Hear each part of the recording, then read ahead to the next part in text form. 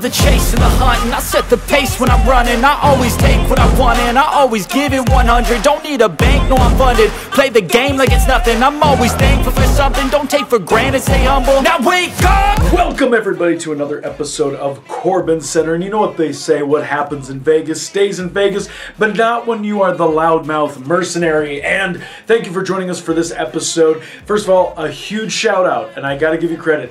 Shayla, Noah, both of you, thank you for making this happen for me. You were the reason why I was able to get from Versus Pro all the way to GCW, which is leading us what we're going to be talking about right now. Let me go first. This is now the third time that I have been able to be a part of the LvlUp convention and Versus Pro. And let me just say this, I have watched this event grow, and it has been so awesome to be a part of it. It's been super fun. It's one of those trips that I look forward to all the time. Now, main reason why I look forward to it is I absolutely love wrestling in Las Vegas, and this gives me a great opportunity to do it. You know how big of a fan I was since Paragon. I got to run into a few old faces. A lot of you who used to come to the Paragon shows, it was great to see you, and I got to see so many people. It was like a Paragon reunion, and I couldn't be happier about that. Plus, with everything I gotta say, Versus Pro, you make things so easy. There's no difficulty, there's no runaround to be able to do these shows. I had 3 really fun, different matches at these events. They're long days, and there's a lot of talent on these shows, and it's hard to keep the crowds going, but I managed to find 3 very unique matches. And while, hey, if you're going to sit there and dwell on my win-loss record, let me tell you this right now. Shut the hell up, because I ended up winning in the end because I bet some of my payday and turned it into an extra $100 in Vegas. So if you walk out with more money than you left, you're doing a good job. But let's go back to it. So Versus Pro, I got to give you a big shout out. Thank you for having me back again, and I'm already gonna throw my name in the hat. I'm gonna put the pressure on you guys. I would love to come on and do it again. But here was the interesting thing. I tell you all the time, you never know where I'm going to end up. You don't know what I'm going to do next. I hate the idea that people think that I'm going to be just some Midwest guy. So, I never wanted to be a Minnesota guy. Never wanted to be a Midwest guy. I want to be someone who could end up anywhere. That's why I love to travel, love to knock states off the list. But while I was in Vegas, I made a special appearance. And it is not the first time that I have done this, but I showed up at GCW. That is right, Game Changer Wrestling, and I made another appearance. Now, you may remember the first time I did this, where I showed up at GCW the night after I wrestled Nick Gage, grabbed a microphone, and I got to cross something off a bucket list of mine. I came out there and I cut a promo on everybody, and I ran down all the fans, and of course those ingrates started booing me, much like they did in Las Vegas. So I guess it's not just a regional thing; it is very much a GCW hating me thing. So I cut my promo. They said that they wouldn't even let me talk. They yelled things at me, and then and I said, "Fine, if this is what you want, I'm leaving." And I did, and I didn't even come back. So many people were confused by this. Look, I'm a man of my word. I say when I threaten to leave, I'm actually going to leave. That's what I'm going to do. And I did. And I waited, like what, 3 years?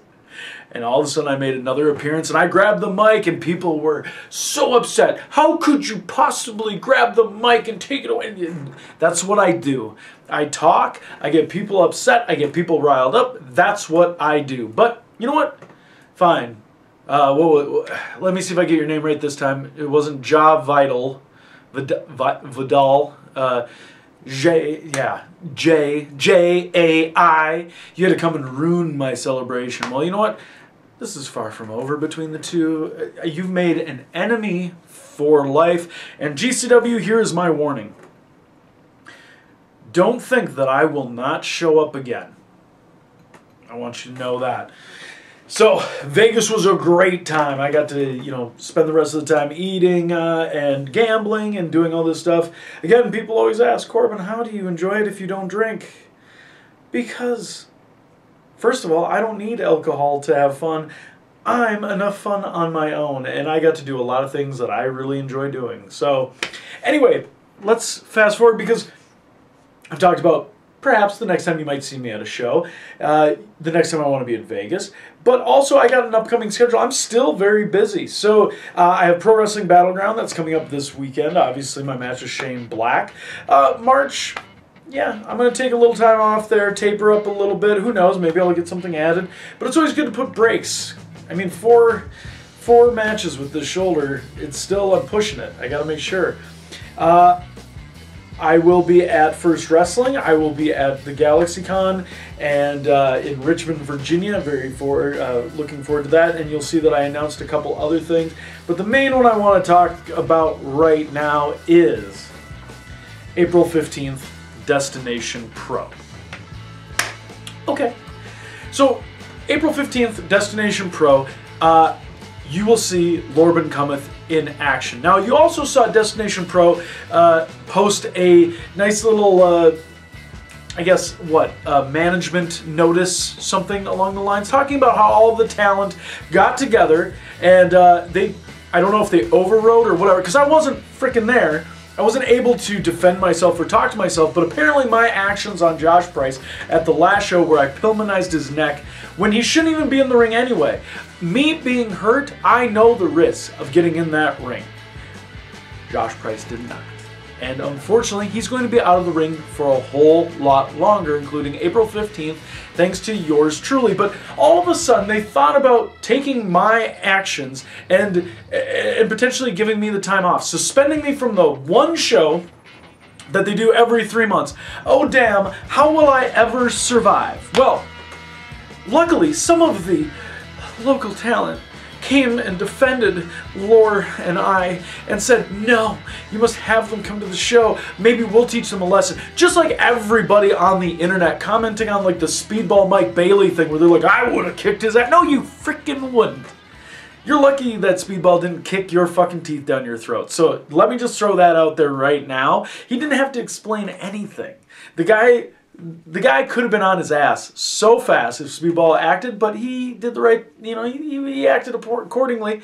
He made sure that he didn't cause any bigger of a scene. And here all these people are is like, this is what I would have done. This is what I would have. Shut up and go home. You weren't even there for those shows, so no, that's not what you would have done. God, I'm getting off topic. Okay. Anyway.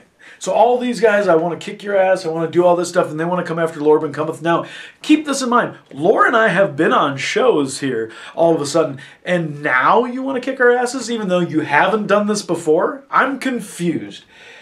So is it all of a sudden that Josh Price was the sacrificial lamb that made you all so angry at us that now you have something to fight for? And now all of a sudden you want us to walk into the Lion's Den, and you think that Lore and I are afraid of walking into Thief River Falls as if we think that we have a target on our back and that you're going to do anything about it because you hadn't done anything before.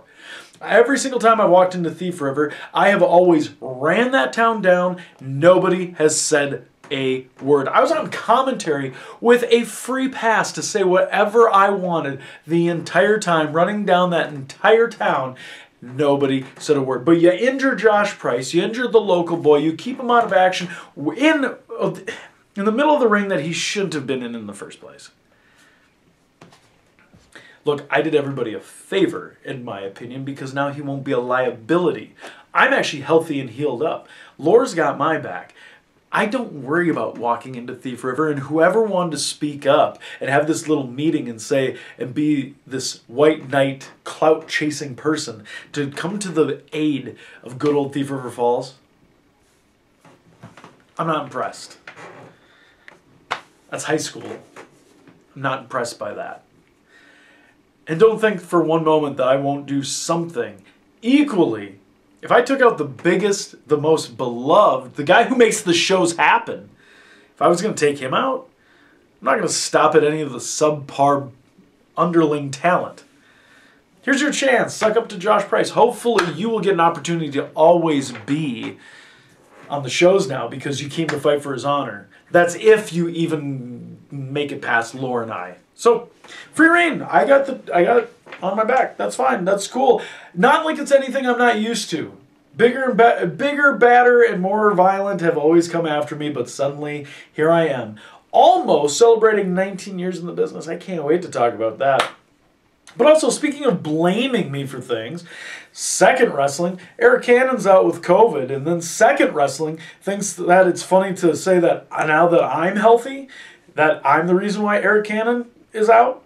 Oh, I didn't know that I'm responsible for COVID, first and foremost. And by the way, with me being healthy, bone breaks are different than illnesses. And also, I don't know, but I was in Vegas at the time, living it up. That's the whole reason why I wasn't there on the 19th. Because if I was, I'd probably ginger snap a rabbi again. Speaking of dastardly things I've done, if I haven't been sworn down or whatever happens, if I haven't brought on plagues, So anyway.